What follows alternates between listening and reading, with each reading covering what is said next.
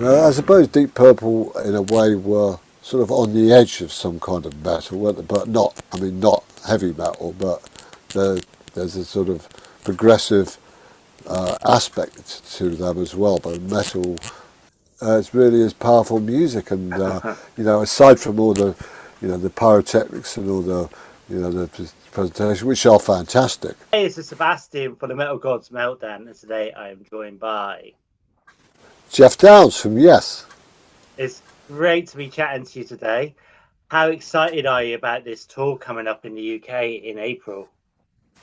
I think we're really excited about it. I mean, we did this whole set, you know, the Fragile album in America just before Christmas, so we had this booked in for quite some time, and it's always great to play the UK. You know, we've always certainly always got the fans here, and it's just nice to be home for a while and you know, do some gigs in our locale.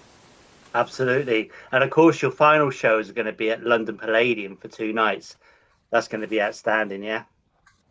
Yeah, I mean, last time we played the Royal Albert Hall, which is you know, it's a tremendously iconic venue, and it's always nice to play there. But we have done the Palladium before, and the Palladium's got a special feel to it. You know, certainly a great history. You know, we're going to be playing there 2 nights, even a Sunday night at the London Palladium, which again is a, you know, a famous thing on the calendar. So yeah, I mean, it's going to be really good, and you know, we're going on to Europe to do a couple of shows after that, but certainly very much looking forward to the London shows. Amazing. So when you're on stage, what's the one song that still gives you the chills when it starts and you see the crowd reaction? Obviously, I think there's you know, Roundabout gets a great, you know, always gets a great feel from the audience, and the fact is that, you know, that's the first, because we're doing the whole of Fragile in order, that it was actually on the album. Roundabout's the first track, which is sort of a bit weird because normally that's something that we save for an encore. So now it comes in the middle of the set. So it's a slightly different slant on it, but I think the fans really appreciate the fact that we do play this stuff in its original order, you know, so that there's a reason for that. I remember Chris Squire was saying to me, you know, he was always very particular about the order of the songs that came because of the relative keys and the tempos and all that sort of stuff. So, you know, I think the fans really appreciate that because, as I say, it reminds them of when, you know, when they first bought that album, and there was only one way to play it. You know, you couldn't just download it and pick a track. You know, you had to pop the needle on, and that was it. And so you had the experience of actually listening to an album as it was conceived, and I think that's what we try to get across, particularly with this tour, with doing the whole of the Fragile album. We try and get that whole idea across. Amazing. So I was going to ask you about that a bit later on, about how like things have changed in the world, especially with music, because back in the day, that was it, wasn't it? You would listen to your vinyl record, and that was... So it's great that you're actually going to be doing that on this tour. Are you going to be changing any of the set lists? Have you thrown in any curveballs or anything mid-show? Have you suggested that?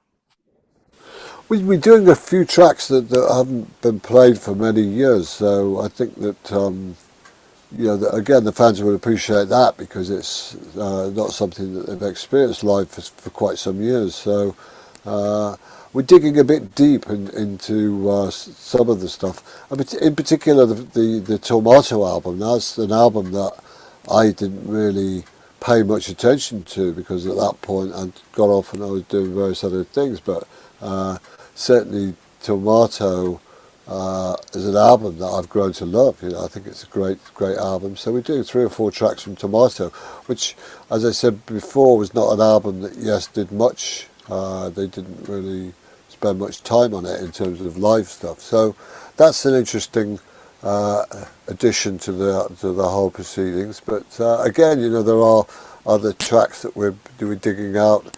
ones that we've never played before. So it's going to be an interesting show, I think. And what I love about Yes albums is the way the design and everything, the artwork and the special features and packs you have. Do you personally keep them for yourself, and do you have them framed up around your house? The albums. I've got some Roger Dean artwork, yeah, because he always does sort of limited edition prints of the albums as well. So I've got quite a few of those around the house, Yeah. which is nice. You know, it's a nice reminder of the band that I've been associated with a number of years, and obviously Roger's artwork is very much synonymous with Yes. You know, I think that particularly the bubble Yes logo Yeah. is something that when I was a student, you know, I had a poster of that on my wall. You know, that's ironic at the time, Yeah. but it was a very, very iconic logo, and I think that it's nice that we've kept that, and I think it's nice that, you know, Roger's still doing the album sleeves and still coming up with these fantastic artwork that, you know, as I say, it's very synonymous with Yes. It's very much part of Yes's presentation, and so I think we're lucky that we've got not just the great musical canon of Yes, but also having all that great imagery behind it as well. Of course. And going back to your student days, then, do you still, even, I know if you've been with Yes a long time now, do you still sometimes pinch yourself if you think back to those student days and, I don't know, after a night out on the town or something, you would have been looking at the Yes poster on your wall and you think, oh my God, I actually ended up in the band.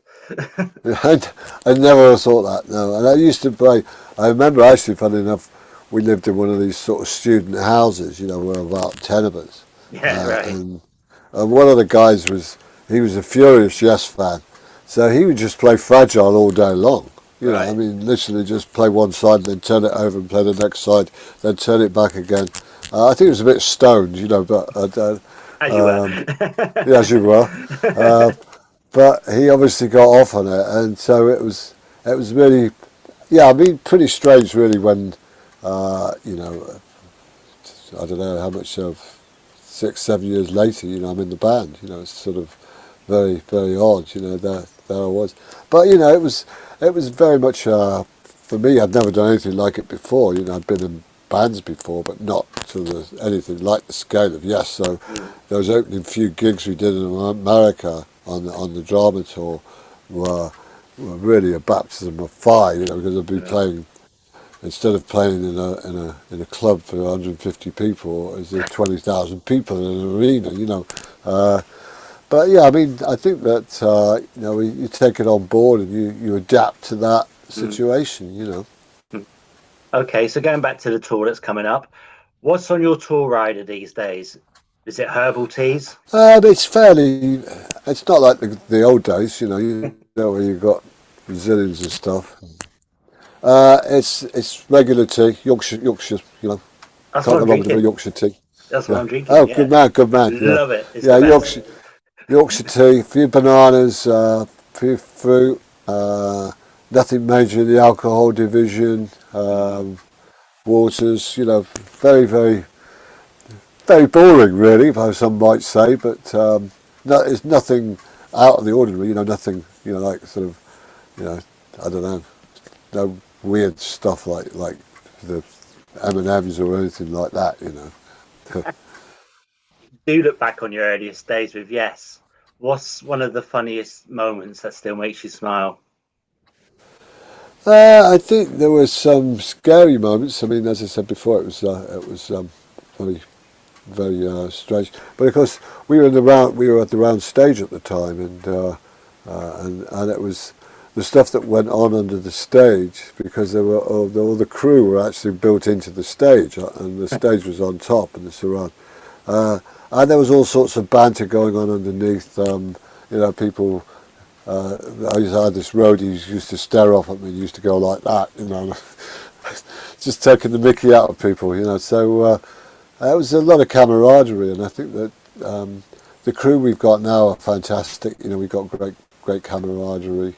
But yeah, I mean, I think everyone just goes out there and wants to have a good time. You know, I don't think there's I know it's a serious band in some respects, and people look at it and say, well, you know, it's pretty intense music, you know, but there's an undercurrent that is very light-hearted as well, and I think that that's what helps perpetuate it, is that it keeps us not, we don't take ourselves too seriously, you know, and I think that the only serious aspect is when we get on stage and we want to perform to our best. Absolutely. So over the years, I mean, yes, are massive, and obviously they've influenced a lot of bands. I mean, my show's called Metal Gods Meltdown. Um, Yeah. have you yourself checked out like prog metal bands? Have you ever had delved into that yourself, listened to, or even think about being part of? I quite got into Opeth. I mean, I don't know if they fit into your, did they Yeah, fit into your category? yeah, of Uh, course. Yeah. and they're, a very musical band, and I think that I really got into them for a while. But yeah, I mean, I like all kinds of music, and Hmm. I can understand how people like stuff like. I mean, I've got friends in Saxon, I've got friends in Iron Maiden. You know, Hmm. the, I went to with I don't know whether you class Black Sabbath as metal, but Well, of course. uh, Yeah. um, Yeah. Yeah. but I remember going to Armenia with Tony Iommi. We did a remake of Smoke on the Water, Right. and and I suppose Deep Purple in a way were sort of on the edge of some kind of metal, weren't they? But not, I mean, not heavy metal, but there, there's a sort of progressive aspect to them as well. But metal, there's, I suppose, more of a heavy guitar sort of sound. But I mean, certainly I've worked with all kinds of different musicians, and it's always been, you know, I think there's a common bond Definitely. between all of us. Definitely. Whatever genre you're kind of leaning towards, there's a lot of respect that goes on, and certainly, uh, even bands like, the Foo Fighters were huge Yes fans, so there's a lot of cross pollination of bands. I don't think that a band goes into a separate division and that's it. No, no. Some demographic. There's a lot of spilling out. A lot of cross pollination. Of course, of course. And you mentioned Saxon and Iron Maiden, of course. And yes, what do you put your longevity down to? Because you're all still going, you're all still rocking the world. I think it's down to the fact that whatever music we do, or I made, or anyone like that, it stands up in a live context, and I think that a lot of music that comes through today is very, very, it's quick in and out. People can, the established bands are something that people want to go and see. And I think that Mm, certainly, a band like Yes, people still want to hear those songs. They still want to hear that music. They want to see people performing with their instrument rather than some guy just pressing a play on a computer or whatever. I think that mm, it's much more exciting to see a band fusing together going forward. Uh, Dynamics particularly, and I think that a lot of music today, or certainly I don't suppose it's chart music, but there's quite a lot of music that doesn't have dynamics, and I think dynamics are really important for live music. And of course. you don't want to hear anything going full blare all the time. You want to back off. I mean, I one of my favourite bands is Rammstein. Because Oh, yeah. I've been to see them a few times, and Oh. I mean that is an amazing show. It's just Mm. incredible. But again, I know there's a lot as they sing in German, but um, Uh, musically it's very strong, isn't and it? it's really is powerful music. And aside from all the pyrotechnics and all the presentation, which are fantastic, Oh, but no. you go to the core of it, and the music is really great, and that's what Absolutely. yeah. Yeah, I love Ramstein. First You time I ever do. Oh, saw good. them, first time I ever Yeah. saw them, honestly, we were right by the front of the stage and with the flames, that was so Oh hot. yeah, I bet But you. the I know it's hot. performance, Oh, the Yeah, performance, yeah, it was hot. yeah. It's hot though, isn't it? I know. I've been about halfway back sometimes, and it's still you still feel the heat, you know. I don't know Absolutely. how I don't know how they get away with that with the No, clearances, you know, I know. fire marshals and stuff like that. I But know it's crazy. yeah, But that's amazing. Okay. Um, if you could then add one new wild element to the Yes sound, choirs, synth, chaos, throat singing, what's your pick? uh, well, the last couple of albums we've had orchestral Mm, stuff on there, which has been nice. You know, it's nice to music of Yes can be expanded in that way, of course. and it is, it's conceived in a very almost classical manner. You know, Mm, orchestral movements. You know, themes that come back, recurring in different ways, and yeah. that kind of thing. Um, I don't know. I think that it will develop. It's constantly ever changing, constantly developing. So. Yeah, I mean, we'd like to have a choir on something. Certainly, Mm, as I say, we've incorporated orchestra into some of the tracks on the last few albums. So mm, it's a nice way to do it. And, I mean, Yes has been out with a full blown orchestra before, so of course. that one's been done. But you know, who knows? I mean, it's expensive going out with an orchestra, but we'll see what happens in the Of future. course. Of course. And John was saying that a new album hopefully will be out this year. Are you getting excited about that as well? Yeah, that's really exciting because I think that it's our third album of this lineup. So it's this lineup's been together sort of aside from the fact when we lost Alan 4 years ago, which was a big blow because I Yeah. was very close with Alan. But I mean, he was being covered to some degree when he was ill with Jay coming in. So if you look at this lineup, it's been pretty solid for the last 8 or 9 years, and I think that shows now and more in the music and the albums is that we've got much more comfortable relationship with each other, and it doesn't seem weird the way that we do these albums, which a lot of it is done remotely, but at the same time, there's a good understanding with the band, and I think that the fact that we have been together so long now has really cemented us together. Are you glad though, like you started in the music industry when you did, rather than these crazy days? I mean, especially with a band like Yes, like you were saying earlier, you need to listen to the album bit by bit. And nowadays, everything's quick, isn't it? Everything's so fast. Yeah. Yeah, I mean, I think that when I first joined Yes, we did an album in much more conventional fashion, which was, the five of us in a room, Mm, bashing out the arrangements. So I think that's got its benefit, but I think now uh, you just have to really go with the flow, and I think that it is very quick now. There's so many shortcuts that there weren't mm, in those days that you can take now with the technology, of course. Because of course, when we recorded a track, that was it. When you're on a tape on a multi-track, you really had just one shot, yeah, so you had to get it right. Whereas now you can just record 100 takes and just chop between them, of course. digitally. So, but yeah, I mean, either way works for me. If you could drop into any era of Yes just to watch the madness unfold, which era are you choosing? I'd probably go into Tales from Topographic Oceans because, by all accounts, that was one of the maddest sessions ever. I think they were locked in a studio for 4 months, and there were stories of all sorts of crazy things going on.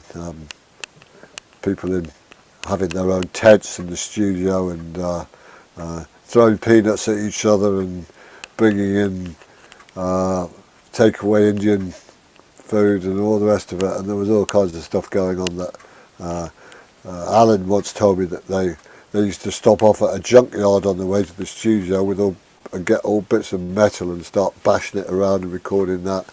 So it must have been a very weird and productive period for Yes, and I think that if I was to step into that, I'd probably it'd probably be an eye opener. In years to come, what would you like Yes and yourself to be remembered for? Oh, I think that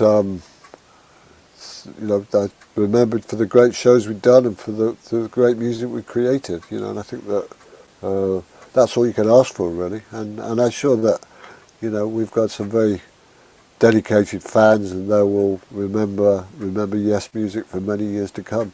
So thanks so much for your time today. Do you have Thank any you. final words for your fans, our viewers and listeners? No, just that we really appreciate the loyalty of all the fans, and that we hope that they're going to come to these shows and really enjoy it.